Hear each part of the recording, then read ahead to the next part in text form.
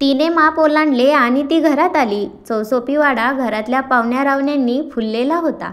गरिबाघरची पोर ती, म्हणून बापाने तिच्यापेक्षा 15 वर्षांनी मोठ्या बीजवराशी तिचे लग्न लावून घरातला एक खाताजीव कमी केला होता. गरिबाला भावना नसतात असं नाही, पण त्या भावनांना निभावणं त्याला जमत नाही हेच खरं. नुकतेच 18 वर्षाची झालेली मालन लग्न करून आज देशमुख घराण्याची सून झाली होती. मालनला कळाले होते की पहिल्या बायकोची छोटी 2 मुलं आहेत आणि नंतर 3 लग्न झालीत. त्यातली एक मेली आणि 2 बायका पळून गेल्यात. काय कारण असावं? रावसाहेब तिचा नवरा तसा तिला बरा वाटलेला. आज देशमुखांचा वाडा पाहताना मनात भीती होती, तरीही कुठेतरी लग्नातील देशमुखांचे वागणे पाहताना ती सुखावलीही होती. विचारात हरवलेली मालन भिरभिरत्या नजरेने पाहत होती.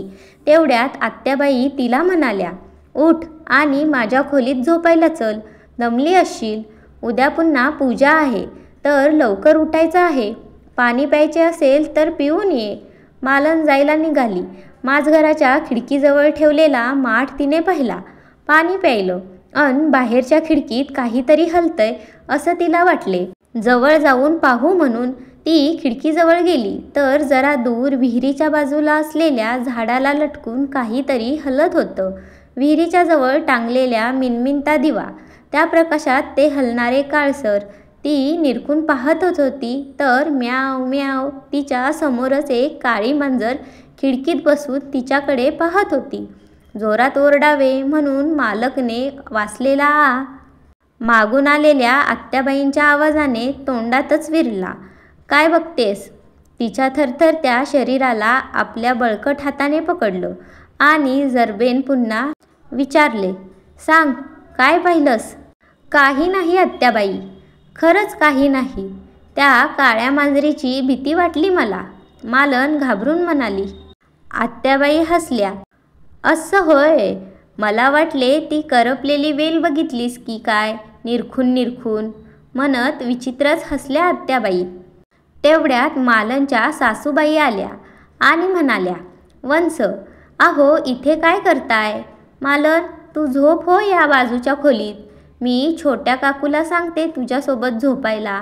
मालन भरकन ओसरीत आली आणि सासूबाईंनी दाखवलेल्या खोलीकडे जाऊ लागली. "सोडा, सोडा मलाचा" आवाज तिच्या कानावर पडला आणि आपोआप धाडकन दरवाजा उघडला गेला. "कुणीतरी पळतंय, धापा टाकतंय" हे आवाज येत होते. मालनने खोलीत पाहिले तर आत कोणीच नाही. लांब श्वास. खोलीच्या त्या खिडकीत तीच काळी मांजर आणि तेवढ्यात लाईट गेली. खोलीत संपूर्ण अंधार. खोलीचा दरवाजा तसाच धाडकन बंद झाला. बाहेर कुत्रा मोठमोठ्याने ओरडत होता. कानांवर हात ठेवून ती ओरडली, "वाचवा!" पण आवाज फुटलाच नाही. वा तिच्या घशातच अडकलेला. तिला वाटले आपल्या दंडांना धरून कोणीतरी खिडकीकडे ओढत नेतंय. तिचा प्रतिकार चालू असतानाच लाईट आले आणि दरवाजात आत्याबाई उभ्या. "हे काय, पुन्हा घाबरलीस की काय?" म्हणत त्या विचित्र हसल्या. मालनच्या घशाला कोरड पडलेली. आत्याबाईंनी नजरेनेच पाण्याचा पेला तिला दाखवला. तो पिला घेण्याकरिता ती पुढे सरकली. तेवढ्यात पुन्हा अंधार झाला आणि आत्याबाईंनी तिच्या तोंडाला पेला लावला. "पाणी पी हो, पाणी, लाल काढा." म्हणत पुन्हा त्या विचित्र हसल्या. कंदील घेऊन कोणीतरी आत येत होतं. तो झाकलेला चेहरा पाहून मालन खाली कोसळली. "आई, आई" करत तो घोगरा आवाज खोलीभर घुमत होता. भीतीने तिने डोळे घट्ट मिटले आणि श्रीरामांचे नाव तिच्या ओठावर आले. राम नाव घेत असतानाच तिला जाणवले, छोट्या काकू आत्याबाईंना काहीतरी सांगत होत्या. दिवसभराचा थकवा एवढा होता की मालनला केव्हा झोप लागली ते कळलंच नाही. सकाळी मालनला जाग आली तेव्हा बाहेर पूर्ण उजाडले होते.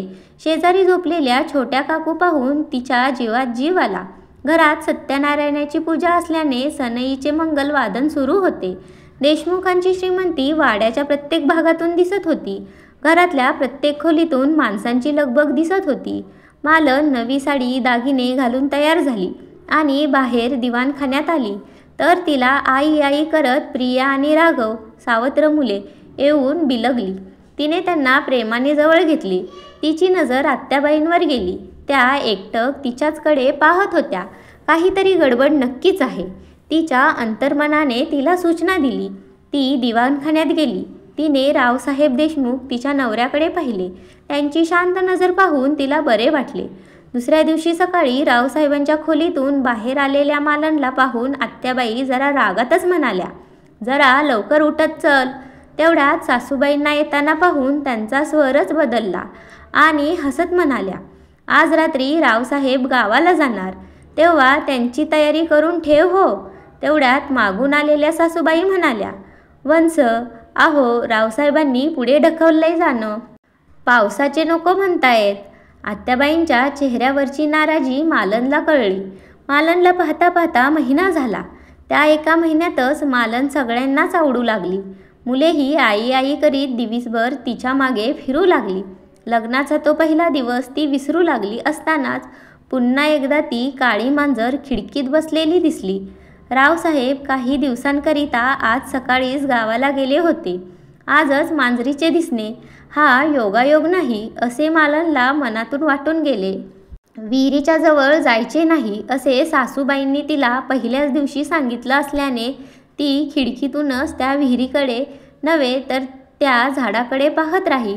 करपलेली ती वेल अर्ध्याच्या वर जळलेली. का ठेवलीये तिला तशी? तिच्या मनात त्या करपलेल्या वेलीचे गूढ वाढतच चाललेलं.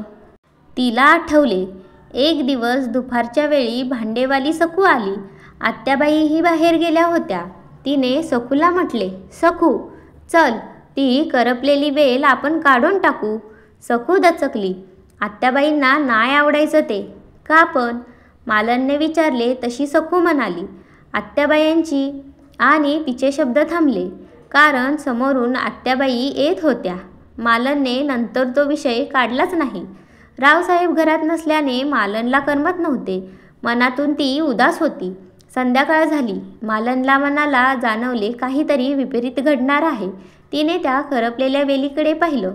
विहिरीच्या काठड्यावर एक स्त्री बसलेली, केस मोकळे सोडलेले, दूरवर ओरडणारे कुत्रे. पटकन काळी मांजर पुढ्यात आली. ती घाबरून ओरडणार तेवढ्यात तिला कोणीतरी जबरदस्तीने विहिरीकडे नेत होते. मला जायचे नाही म्हणत ती ओरडत होती. तर तेवढ्यात तिच्यासमोर सासूबाई उभ्या राहून विचारत होत्या, अगं काय झाले? काही नाही आई. मालनने आजूबाजूला पाहिलं. आजूबाजूला नीरव शांतता. सासूबाईंच्या मागे उभ्या असलेल्या आत्याबाई तिच्याकडे पाहत विचित्र हसत होत्या. मालन हिम्मत करून वर आपल्या खोलीत जायला निघाली आणि म्हणाली, आई आज मुलांना माझ्या खोलीत घेऊन जाते झोपायला. आत्या म्हणाल्या, काही नको, झोपलेत ते. पाहिजे तर माझ्यासोबत नीस तू. अशी झोप येईल ना तुला की तुला जाग येणारच नाही. वंस, उगाचच तिला घाबरू नका, झोपा पाहू. मालनच्या सासूबाई हसत म्हणाल्या. मालन आई आई म्हणत त्यांच्या मागे जातच होती तर आत्याबाईने तिला मागे खेचले आणि मागच्या अंगणात घेऊन आल्या आणि वाड्यातले लाईट मंदावले. विहिरीवरचा मिनमिनता दिवा वाऱ्याने हलत होता. त्या वेलीवर टाकलेला पांढरा कपडाही जोरजोरात फडफडत होता. तिच्या पायात घुटमळणारी काळी मांजर. आत्याबाईंचे हसणे आणि चेहऱ्यावरचा त्या गूढ हास्यासह त्या म्हणाल्या, चल, ती वेल काढून टाकायची ना तुला? आज काढूया. त्यांच्या वेडसर हास्याने मालन घाबरून गेली. थरथर कापत ती नाही, नको नको म्हणत होती. आत्याबाई म्हणाल्या, सखूला जे विचारत होतीस ते मी सांगते तुला. ती वेल नाही, लेक आहे माझी, रावसाहेबांची बायको, या घरची सून, जी या देशमुखांच्या वाड्यात करपलीये, जाळलीये तिला. रावसाहेबांच्या वागण्यावर जाऊ नकोस. अजून तुला खरे रंग कळायचे आहे. चल चल करत आत्याबाई तिला ओढू लागल्या. जोराचा वारा सुटलेला. ती करपलेली वेल वाऱ्याने जोरजोरात हलत होती. मालन ओरडू पाहत होती तर तिच्या तोंडावर हात ठेवून त्या तिला पुढे ढकलत होत्या. बस इथे लवकर, त्या विहिरीच्या कठड्यावर बस. माझी लेक बघतीये तुला. त्या तिला कठड्यावर बसवत असतानाच कुणीतरी तिला बाहेर ओढले आणि तिने पाहिले तर ती रावसाहेबांच्या मिठीत होती. एक क्षण तिचा विश्वासच बसेना. तिने त्यांच्या डोळ्याकडे पाहिले. त्या नजरेतला विश्वास पाहून तिला हायसे वाटले आणि तिने डोळे मिटले. वाड्यातले लाईट लागले. घरातले सगळे बाहेर आले. वंस, काय करत होतात तुम्ही? सासूबाईंचा आवाज मालनच्या कानावर आला. सासरे आपल्या बहिणीला म्हणाले, मायाताई, अगं काय चालवलेस हे तू? आत्याबाई ओरडून म्हणाल्या, माझ्या लेकीला मारलत तुम्ही, जाळलत तुम्ही तिला, करपून गेली होती ती. घरातले सगळे आश्चर्याने आत्याबाईंकडे पाहत होते, ऐकत होते. तेवढ्यात दादासाहेब म्हणजे आत्याबाईंचे पती पुढे आले आणि त्यांनी मायाच्या आपल्या बायकोंच्या कानाखाली दिली आणि जोरात ओरडले, भानावरे, माया, भानावरे, आपली लेक गेली, तिच्या नशिबाने गेली, यांचा काय दोष? अगं तुझा भाऊ भाऊजय किती मानतो तुला आणि हे काय करतेस तू? दादासाहेब हतबल होऊन म्हणाले, दवाखान्यात सुद्धा तुझी लेक 10 वेळा सांगत होती, आई माझीच चूक होती, सर्वांनी शर्थीचे प्रयत्न केले मला वाचवण्याचे, पण तूच तिला पटवत राहिलीस की तुला जाळण्यात आले. ती जीवात जीव असेपर्यंत नाकारत राहिली आणि या घरात रसरसलेल्या माझ्या लेकीला तू या वेलीच्या रूपात करपवत ठेवलेस इथे. एक दिवस ही मालन माझ्याजवळ आली आणि तिने काही गोष्टी सांगितल्या. मग मला सगळाच उलगडा झाला आणि मग तुला पकडण्यासाठी आम्ही सापळा रचला. रायसाहेबांनी गावी जावे म्हणून चाललेला तुझा आग्रह मलाच आधी कळला. सगळे सुन्न होऊन ऐकत होते. कुणाच्या ध्यानीमनी स्वप्नी देखील येणार नाही असे अत्यर्क समोर दिसत होते. रावसाहेबांनी मोडलेली संपलेली तिन्ही लग्न मालनच्या सतर्कतेने, हुशारीने कारण समोर आले होते. रावसाहेब उठले आणि त्यांनी रात्रीच ती वेल उखडून टाकली. दुसऱ्या दिवशी सकाळी आई आई करत मुले उठली. मालन कुठे आहे म्हणून शोध घेतला आणि दिसले. मालन तिथे सायलीचा वेल लावत होती. कथा आवडली असेल तर चॅनलला सबस्क्राईब करा, तसेच व्हिडिओला लाईक आणि कमेंटही करा. धन्यवाद.